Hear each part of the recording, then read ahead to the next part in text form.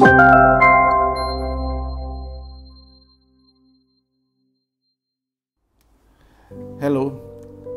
bagaimana dengan Natal Anda tahun ini? Semoga saudara dapat merayakannya dengan lebih baik lagi. Setiap kita merayakan Natal, kita excited menyambut Natal. Tapi seringkali setelah selesai acara kita merasa kosong, hampa, dan terlewati secara sia-sia. Pernahkah saudara mengalaminya? Ya, saya sering mengalaminya. Kali ini saya mau mengajak saudara-saudara untuk melihat bagaimana cara merayakan Natal secara bermakna, penuh arti dan menyenangkan hati Tuhan.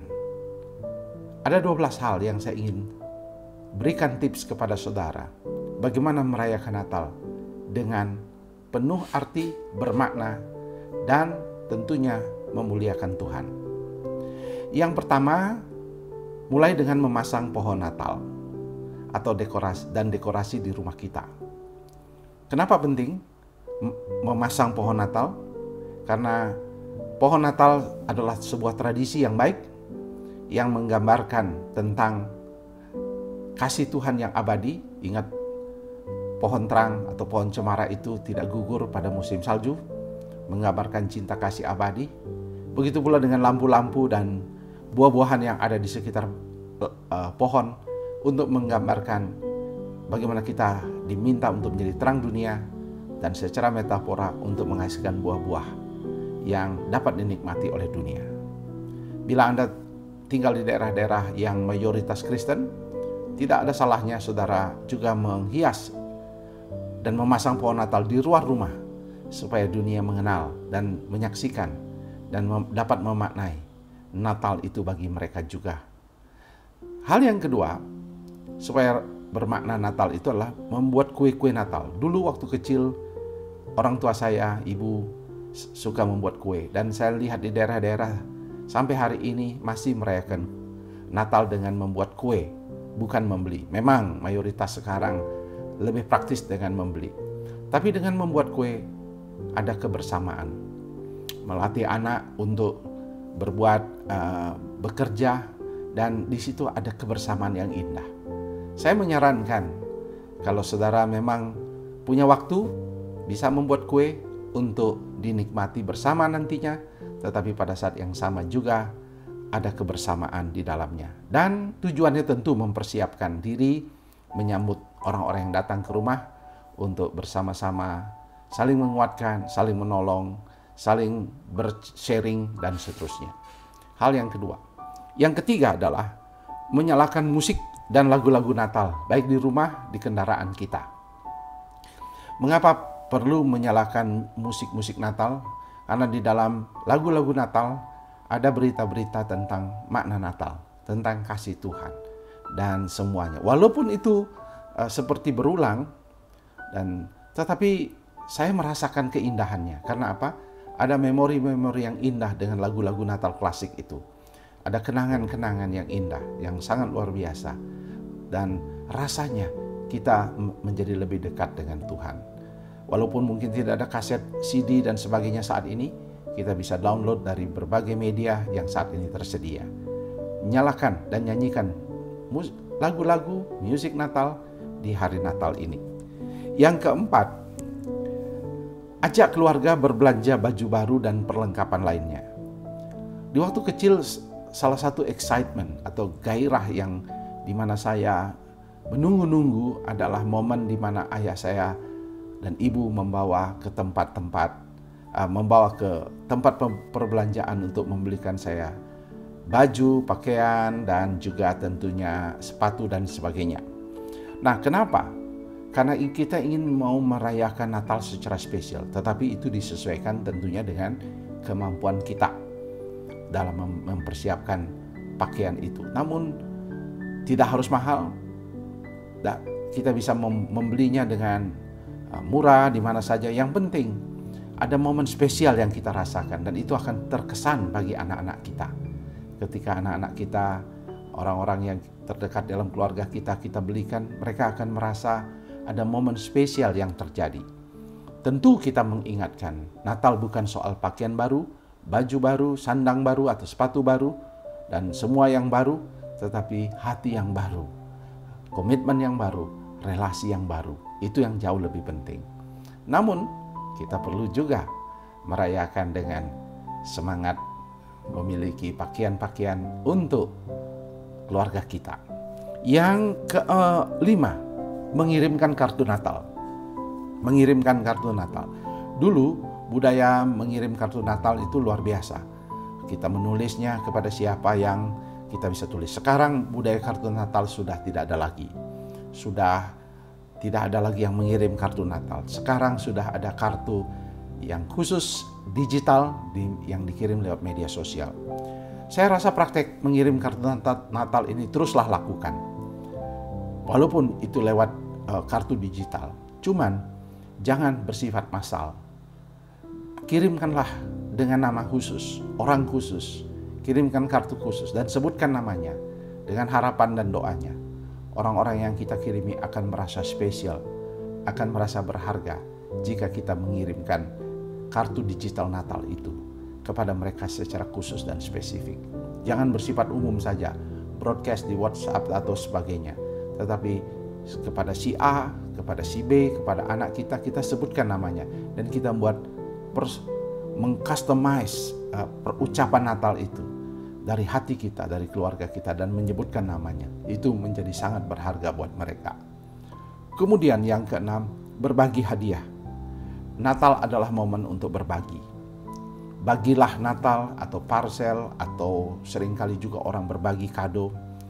Jangan lupa untuk mengirimkan, memberikan kado, hadiah Natal sebagai bentuk apresiasi. Termasuk terutama yang utama adalah berbagi kepada orang-orang yang berkekurangan. Bukankah Natal identik dengan berbagi kasih?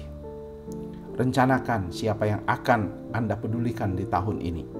Buat komitmen memberi bagi orang miskin atau orang yang membutuhkan pertolongan. Ingat, Natal adalah tentang pemberian, tentang hadiah, tentang kasih. Jangan lupa untuk kita berbagi kepada sesama. Bisa jadi mungkin saudara memberikan sembako, hadiah-hadiah lainnya, tetapi juga bisa membongkar baju layak pakai di rumah yang sudah lama tak terpakai, mengirimkannya dan membawanya ke tempat-tempat yang membutuhkan seperti panti asuhan dan seterusnya. Ingat, Natal adalah momen untuk berbagi.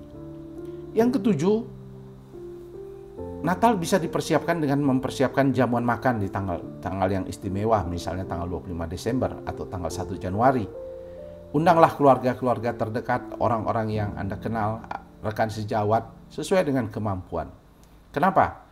Di situ momen untuk kita saling mendoakan, saling bercerita, saling menguatkan, dan berbagi cerita informasi. Sepanjang tahun mungkin kita tidak ketemu.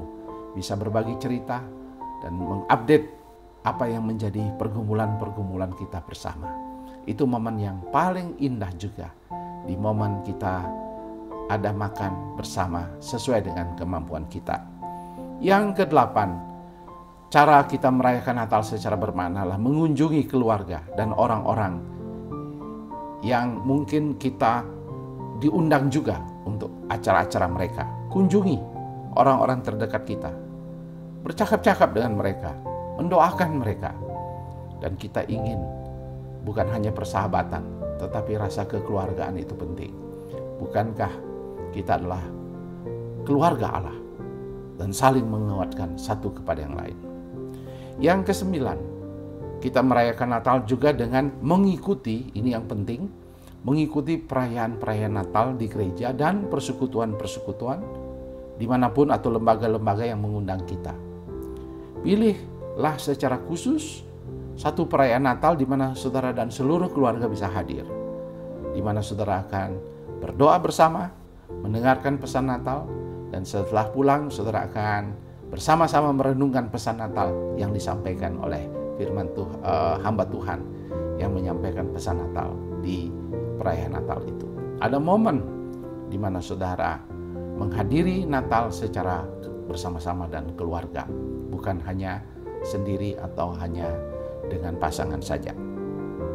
Yang ke-10, ada yang tak kalah penting adalah Natal itu adalah waktu untuk berdoa bersama di malam Natal. usahakan malam Natal itu ada momen kebersamaan, momen berdoa. Walaupun saudara sudah punya mesbah doa, tetapi tetap diharapkan ada doa bersama dengan keluarga di hari Natal. Momen yang sangat penting untuk kita mengingat akan kasih Tuhan yang begitu besar dan saling mengingatkan untuk hidup mereka di antara kita, antara keluarga, untuk saling mengasihi. Kemudian yang ke-11, Natal harus dikaitkan juga dengan perayaan Tahun Baru. Ingat, Tahun Baru kita adalah Tahun Baru Masehi. Dunia memang ikut merayakan Tahun Baru karena ini penanggalan Kristen, penanggalan Kristiani, penanggalan berdasarkan kelahiran Kristus. Oleh sebab itu, kita dalam merayakan Natal tidak bisa terpisah dari Tahun Baru. Persiapkanlah Tahun Baru dengan baik.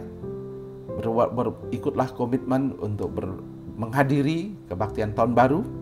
Kemudian berdoa bersama.